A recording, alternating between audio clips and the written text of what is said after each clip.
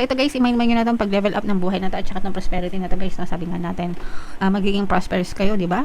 Sa buhay nyo, itong season na to, ito yung mga nag-aantay sa inyo. Everything will be fine. Everything will be alright, di ba? All is well. So i-mind nyo na itong kasaganaan na to, itong pag-angat ng buhay, pag-unlad, and itong everything is going to be fine sa inyo mga kapiksi, yung mga positive energy. So i-mind nyo na yan sa comment section and comment down below if naka-resonate kayo guys.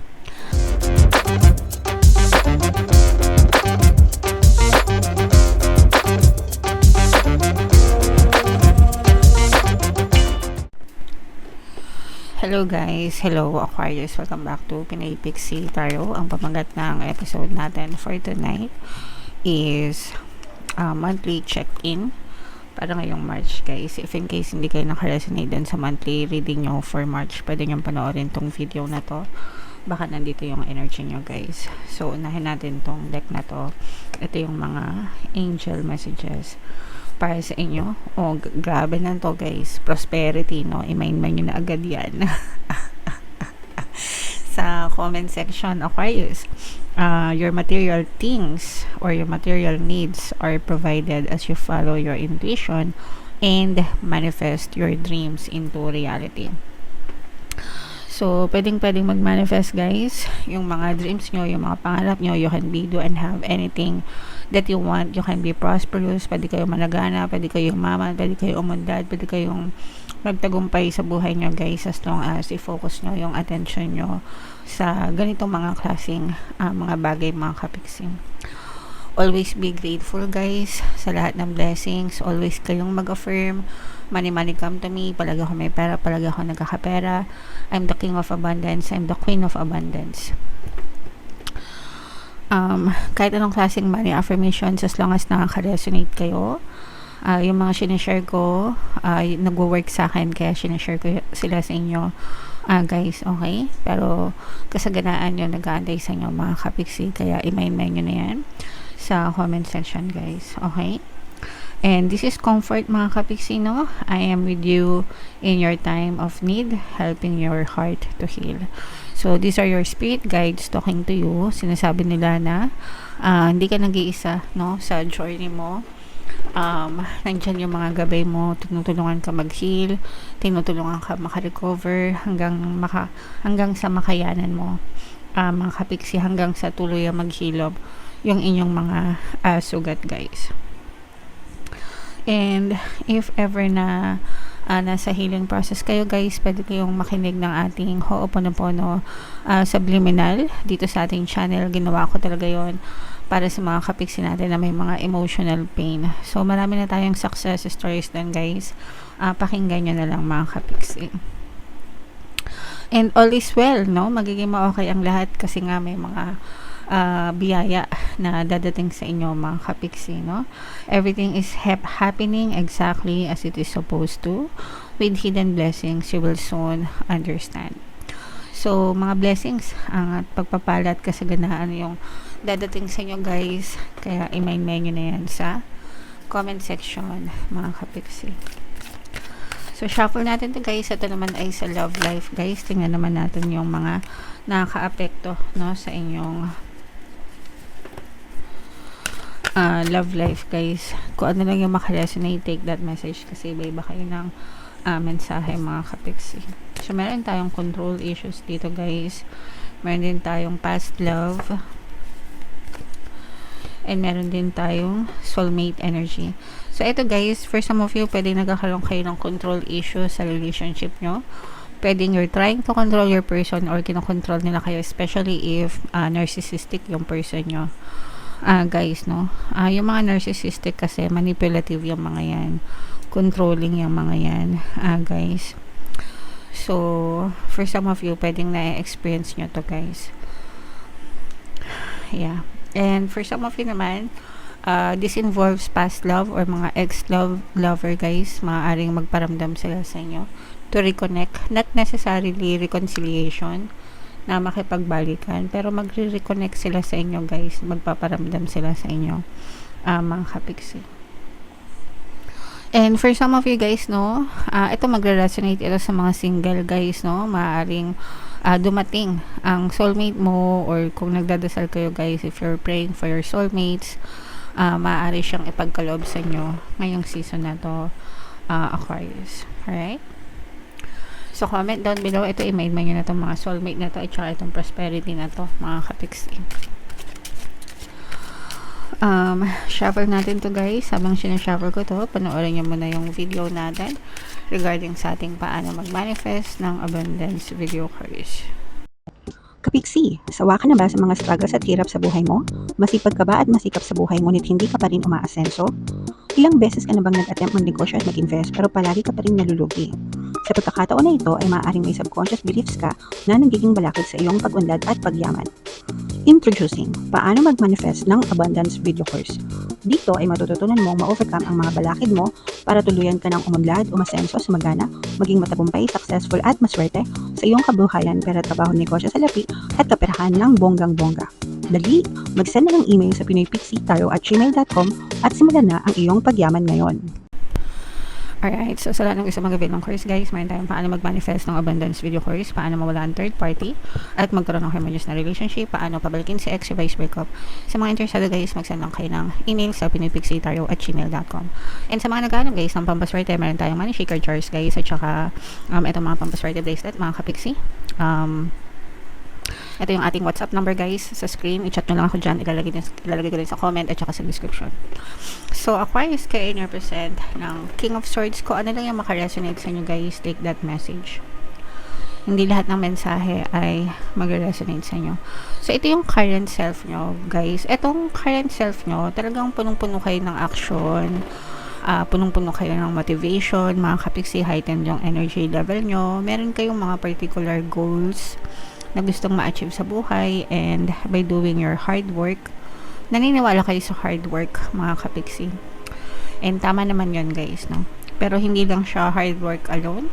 Kailangan nyo rin sabayan ng pagiging positibo, and kailangan nyo rin sabayan ng pagdadasal. Kasi kahit anong sipag nyo guys, kung hindi naman kayo nagdadasal at saka kung ubod kayo ng nega, kinakancel nyo lang yung kasipagan nyo, wala din kayong makikitang resulta. So, dapat masipag kayo, nagdadasal kayo, and nasabayan ng positibong mental diet. Okay? And yung theme of the month nyo, ito yung mga opportunities you are looking for, other opportunities, mga kapiksi. Or open kayo, no? Open kayo sa pagtanggap ng mga opportunities sa buhay nyo. Open kayo na mag-explore, no, ng mga opportunities. Syempre guys, yung mga dasal natin, kapag sinagot yan ni universe, kunwari gusto nyo yumaman, di ba? Hindi naman pera ang ibibigay sa inyo ni universe. Ang ibibigay sa inyo ni universe is pagkakataon, opportunity para yumaman ka. Ikaw na yung bahalang magsipag sa buhay mo, di ba? Para mapalago mo yung opportunities na yun. Alright? So, yeah, for some of you, you are open to opportunities or seeking opportunities, guys. Yan yung theme of the month nyo. And ito naman, guys, walang makakapigil sa'yo, no? Talagang action kung action. Kumbaga, parang alam mo, may direction ka sa buhay. Alam mo kung ano yung mga plano mo, and now you're taking action. Kasi, syempre, anhin mo naman yung plano, di ba? Kung hindi ka naman kikilos. So, ngayon, ito na yung chance mo, pagkakataon mo, para kumilos, kapiksi. And yung mga obstacle na kailangan yung i-overcome, guys, is, ito yung mga panghihinayang, no? Parang meron kasi mga opportunities sa inyo in the past na pinanghihinayangan nyo. And tapos na yun guys, no? Huwag nyo nang panghinayangan kung hindi nyo man na-take yung opportunities nung nakaraan. At least meron pa namang today. Diba yung sabi nga natin, the best time to take action was yesterday, and the next best time to take action is today, no? So hindi ka nakakilos kahapon, ngayon yung best time para kumilos ka. Alright? So wag mo nang pagsisihan yung nakaraan, tapos na yun. Wag mo nang dagdagan yung disappointment mo. Mag-focus ka na lang sa today and sa tomorrow, mga kapiksi.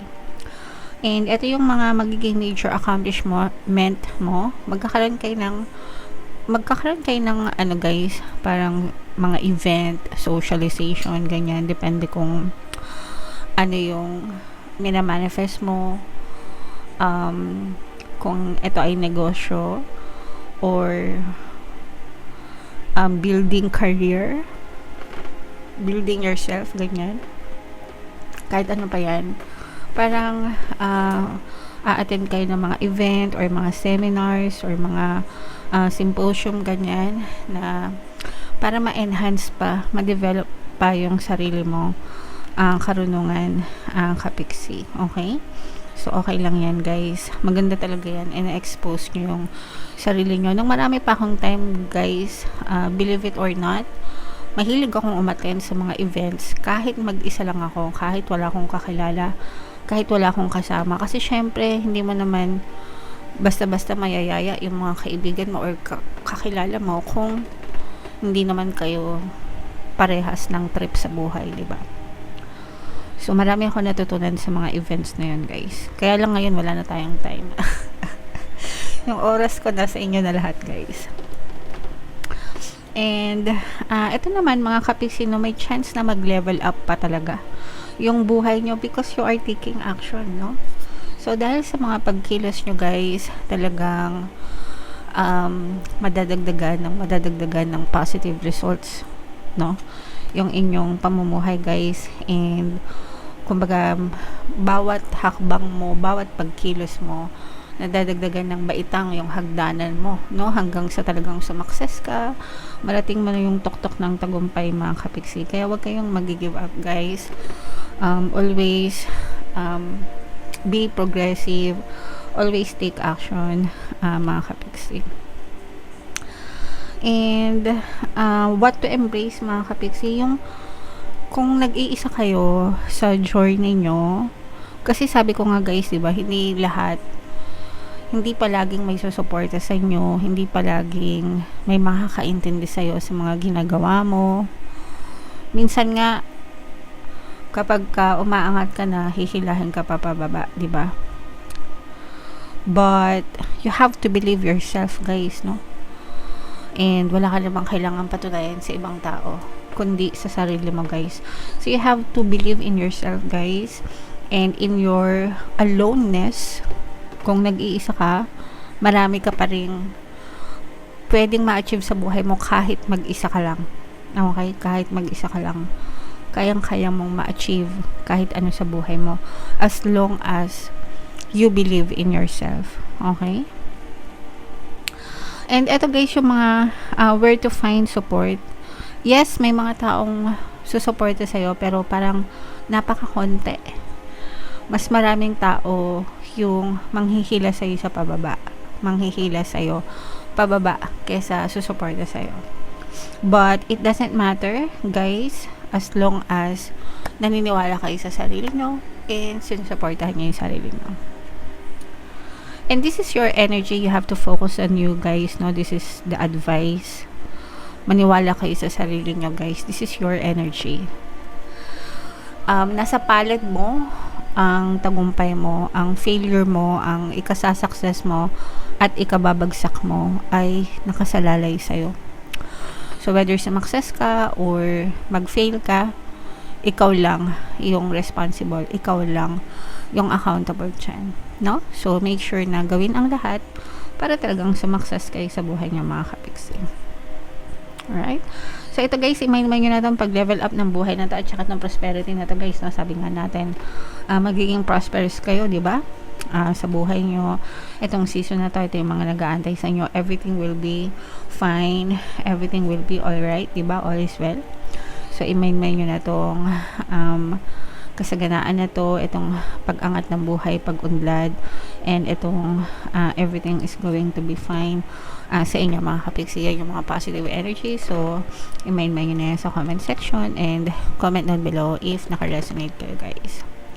Ito yung ating 2026 kabalaran, guys. Ito naman yung ating success stories ng paano mag-manifest ng abundance video course. Click here to subscribe, guys. Ito pala yung ating Money Shaker Choice. Panoorin nyo na. Thank you for liking, sharing, and subscribing. See you next time. I love you all. Have a nice day. Bye-bye.